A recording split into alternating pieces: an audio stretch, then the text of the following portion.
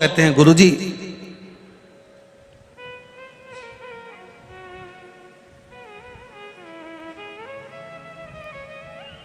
दो पौधे, एक शमी का एक बेलपत्र का।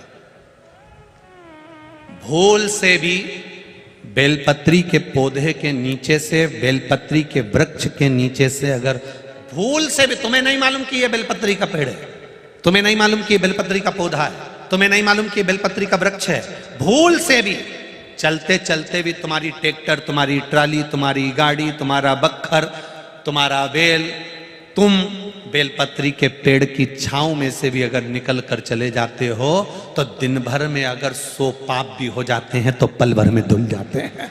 एक बेलपत्री के वृक्ष के नीचे से, एक बेलपत्री के वृक्ष की छांव से, एक बेलपत्री के वृक्ष की मात्र टहनी की छैया से हमारे कोटि कोटि पाप समाप्त हो जाते हैं। आप सबसे इस कोटेश्वर धाम की पावन धरा से एक निवेदन करना चाहूंगा, पूरे आस्था चैनल के श्रोताओं से, फेसबुक यूट्यूब के श्रोताओं से, और जितने लोग यहाँ कथा सुन रहे हैं, बारिश का समय आए तो एक बेलपत्री का पेड़ बड़ा कर कर उसको कहीं रोड के किनारे अवश्य लगाओ। कोई निकल कर जाएगा, उस पे छांव पड़ गई तो उसका कल्याण हो जाएगा। वृक्षारोपण में बेलपत्री का वृक्ष अवश्य लगाइए। 2 वृक्ष की छांव और 2 वृक्ष का दर्शन हमारे जीवन को सुख दे जाता है। एक बेलपत्री, दूसरा शमी का पौधा।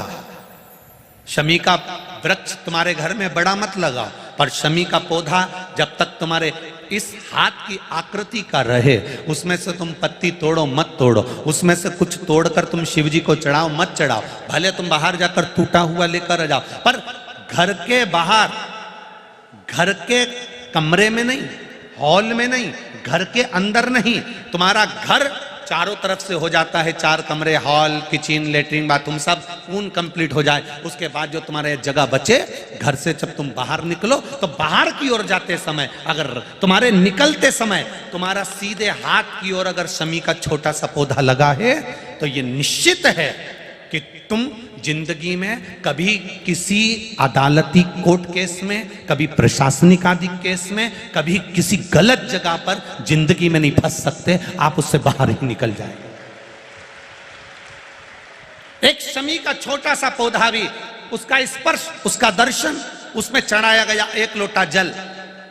शमी 3 देवताओं को सबसे ज्यादा प्रिय है। पहला देवाधिदेव महादेव, दूसरा शनि महाराज, तीसरा श्री गणेश जी महाराज। श्री गणेश जी महाराज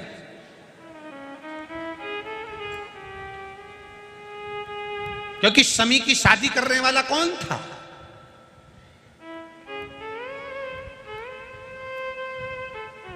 कौन इनको विवाह करे?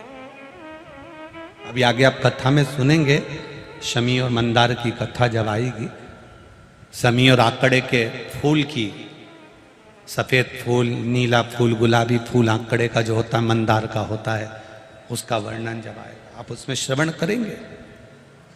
एक शमी का पौधा, तुम घर से बाहर निकल रहे, हाँ ये जरूर है कि जो फ्लैट में रहने वाले हैं वो इस पौधे को नहीं लगा पाएंगे,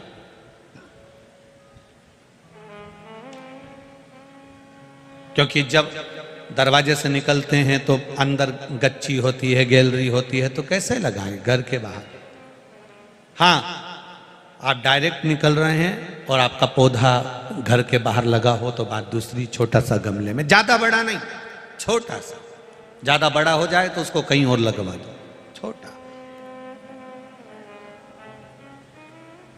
घर से निकलते समय सीधे हाथ पर अगर शमी का पौधा, आप निकल रहे हैं और आपका राइट हैंड है, सीधा हाथ है, घर के बाहर शमी का पौधा है, प्रतिदिन का अगर आपका नियम बन गया कि शमी को देखकर घर से बाहर निकल रहे हो, जिंदगी में कभी कांटे तुम्हारे जीवन में आ ही नहीं सकते, कोई रोड़ा आएगा ही नहीं, बढ़ जाओ। यही रह गया। शमी में शनि भी है, शमी में गणेश भी और शमी में शिव भी है। कल एक कथा चल रही थी,